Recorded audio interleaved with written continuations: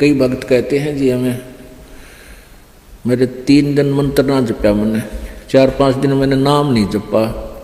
क्यों नहीं जपया? कि टेंशन हो गई थी। अरे भले आदमी टेंशन तो हो जा, खैर टेंशन भी हो जा, लेकिन भगवान की भक्ति भी अपना करता रहे दुखी सुखी हो गए। उस टेंशन को भी पड़ी रहेगी, लेकिन मंत्र भी थोड़ा बहुत कर लेना चाहिए, छोड़ना नहीं चाहिए। अब ये तो मंत्र इस काल ने तो इतनी टेंशन कर रखी है इस प्राणी के साथ में, गिनती है को ना। घर में को वासनी हो जाए तो टेंशन, और छोटे मोटे व्यवसाय में 100 घाटे बाधे हों उसमें टेंशन, पता नहीं कितने प्रकार की समस्याएं हमारे जान में डाल रखी हैं काल ने। काल का ये उद्देश्य है कि ये भक्ति ना करें। जब इनको मनुष्य शरीर प्राप्त हो तब तो इनमें इतनी टेंशन भर दी या विकार भर दिए, कोई घुट्टी लावे, कोई जुआ खेले, कोई दारू पीवे, बीड़ी पीवे, सिगरेट पीवे, कोई 2 नंबर के काम में, कोई कोठी बनाने के काम में, यानी को इनको सबको ऐसा व्यस्त कर रखा है कि फुर्सत है कोई ना। और फिर अब ये है भक्ति का समय आ गया, अब ये भक्ति युग आ गया, भक्ति का काल आ गया, समय भक्ति काल, बिचली पीढ़ी आएगी। और इसमें काल ने कथित पूरा हंगा ला दिया। ऐसे ये टेक्निकल जो ना ऐसे बना दिए इलेक्ट्रॉनिक इंस्ट्रूमेंट जैसे mobile phone, TV, satellite, internet, कि ये जी जब भी आँख खुले रात ने या तो मोबाइल में बकवास देख ले, या सामने टीवी रिमोट से ऑन, उठ कर भी ना जाना, रजाई में पड़ा पड़ा ऑन कर ले, उसमें नाचने गाने बकवास सुन ले। यानी भक्ति से कोसों दूर रहे ये प्राणी। अब इसने कितना कुछ, अभी 20-30 वर्ष से आप देख रहे हो कितना कुछ साइंस ने तरक्की कर दी, या काल गिवन है, इस काल ने दे रखी है। और परमात्मा ने भी ये समय इसीलिए चुना था कि अब ये जो साइंस के इंस्ट्रूमेंट हैं ये हमारा काम आएंगे। एक जगह बैठे और लाखों करोड़ों जगह टीवी में परमात्मा की महिमा को घर बैठे सुन सका करोगे। हम इनमें बकवाद क्यों देखेंगे? हम भगवान देखेंगे, परमात्मा की चर्चा सुना करेंगे, तो हम इसका सदुपयोग करेंगे। तो पुण्यात्माओं, ये परमेश्वर कहते हैं जिन हर जैसा सुमरिया अर्ता को तैसा लाभ, ओसा प्यास न भाग ही जब लग दसैनी आब। जिन्होंने जैसी भी भगवान की भक्ति की है उनको उतना ही लाभ अवश्य मिलेगा। और ओस पीने से प्यास नहीं बुझती, ओस चाटने से प्यास नहीं बुझती। प्यास बुझेगी गट गट गिलास पीने पानी के गिलास पिया जब प्यास बुझेगी। तो हम पहले क्या करते थे, दान धर्म कितना करते थे, 2 रुपये चढ़ा दिए को 5 मुश्किल थे, 10 चढ़ा दिए तो बड़े खुश होया करते थे। या 100 रुपये का प्रसाद बांट दिया हनुमान जी के मंगलवार ने, तो ये हमारी पूजाएं थी। तो ये तो हम ओस चाट रहे थे। और अब आप देख रहे हो पाठ के पाठ करवाए जा रहे हैं, भगवान के हवन के लिए जोत के पैसे, जोत का घी दान किया जा रहा है, ये गिलास के गिलास पिए जा रहे हैं और इनसे प्यास बुझेगी। कोई पाठ करवा रहा है, कोई वैसे गुप्त दान, खूब वैसे दान दे रहे हैं, तो ये गिलास के गिलास पानी के पिए जा रहे हैं, इनसे प्यास बुझेगी, इनसे आपको पूर्ण लाभ होगा। और सतभक्ति मंत्र करेंगे, आजीवन मर्यादा बढ़ेगी। अब ये टेंशन तो काल ने या पैदा कर रखी है कि वो भक्ति ना कर सके, लेकिन इन टेंशनों में ही आपने भक्ति करनी पड़ेगी। चाहे रो के करो, चाहे खुश होकर कर लो, दुखी होकर कर लो। मान लीजिए कोई घर का सदस्य उपदेशी नहीं था, उसकी मृत्यु होगी, दुख तो बहुत आता है, क्योंकि हमारा एक हमारे अंदर एक ऐसी व्यवस्था बन गई, हम रह नहीं सकते, रोना भी पड़ेगा, भाई खूब बुरा हाल विलाप भी करेंगे। लेकिन फिर भगवान भी फिर याद रखे, परमात्मा ये क्या ले गए इतने दिन, उन बातों ने ध्यान रखे कि ये क्या लेके गया। अगर हम ये भक्ति कर रहा होता परमात्मा इसको जीवन दान भी देता है, इसकी आयु भी बढ़ा देता है यदि सत भक्ति करता है।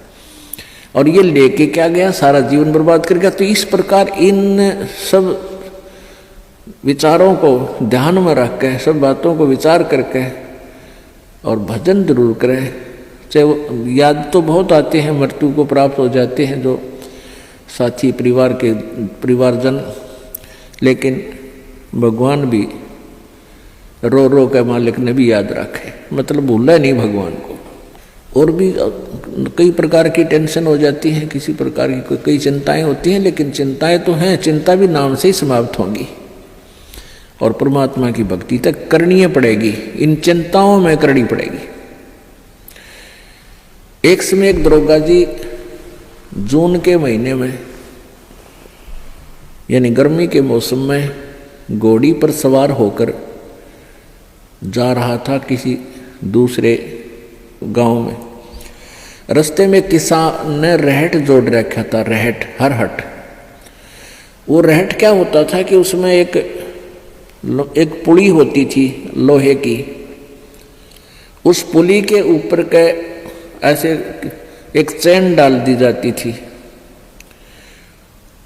और उसको कोल्लू की तरह, एक कोल्लू आपने देखे हाथ के बैलों वाले कोल्लू, उस तरह कोल्लू की तरह बहल से चलाया जाता था और वो रहट का व्हील घूमता था वह पुड़ी, और उसके ऊपर चैन लगी होती थी। नीचे एक कुआं होता था, वो चैन इतनी लंबी होती थी कि कुएं के जल को छूती थी नीचे तक, और उसके बाल्टियां वेल्ड कर दी जाती थी चैन के ऊपर। और वो बैल से बैलों को चला जब घुमाया जाता था कोल्लू की तरह, तो वो व्हील घूमता था, वो पुड़ी घूमती थी, वह चैन साथ में घूमती थी और नीचे से पानी आकर के खेतों में डलता था और खाली बाल्टियां वापस चली जाती थी और भरी बाल्टियां चैन के साथ ऊपर आती थी, ऐसे चलती थी। तब वो पानी खेतों में सिंचाई के काम आता था। तो किसान की घोड़ी को प्यास लगी, किसान को भी प्यास लगी। उसने देखा कि सामने रहट चल रहा है और पानी पीवेंगे, घोड़ी को भी पिलाएंगे। अब जो ही उस घोड़ी को निकट लाया वो दरोगा यानी वह SHO, तो रहट के अंदर से आवाज आया करती थी, वैसे जुगाड़ होया करते थे। वो व्हील व्याल चढ़ा रखे थे, वो चर चूं करके वह काफी जोर की आवाज आती थी उससे। वह घोड़ी उस चरचू ने सुनकर, चींचू ने सुनकर, और वह फड़क गई, 1 किला दूर जाके डटी। दरोगा जी गुस्से में हो गए, करे किसान या चूं बंद कर दे भाई, चींचू बंद कर दे, मेरी घोड़ी डर रही है, मैंने पानी पीना और पिलाना है।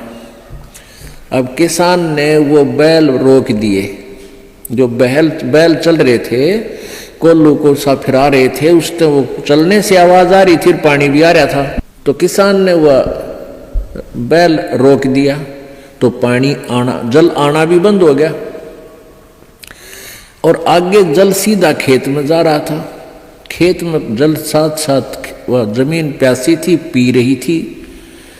जल घोड़ी के पीने योग्य एकत्रित नहीं रहा, घोड़ी निकट आई, जल था नहीं। दरोगा जी ने कहा कि एक किसान जल निकाल। उसने फिर बैल का डंडा मार दिया, बैल चला तो चूं ची चूं, फिर वही घोड़ी फिर भागी। वो किसान को उसने कहा, दरोगा ने गया चूं बंद करवा, ची चू बंद कर। उसने फिर बैल रोक दिया, वो फिर घोड़ी लिया, पानी पाया नहीं। तब वो किसान बोला, दरोगा जी इस चींचू में पी गए तो पी गए ना, दोनों मरोगे तुम। तो ये चींचू में ही पीना पड़ेगा ये जल, राम नाम का भाई। जब राम नाम बंद कर दिया तो भक्ति गई, वह चूं तो फिर फायदा क्या हुआ, वह टेंशन तो सहे से भक्ति और बर्बाद होगी।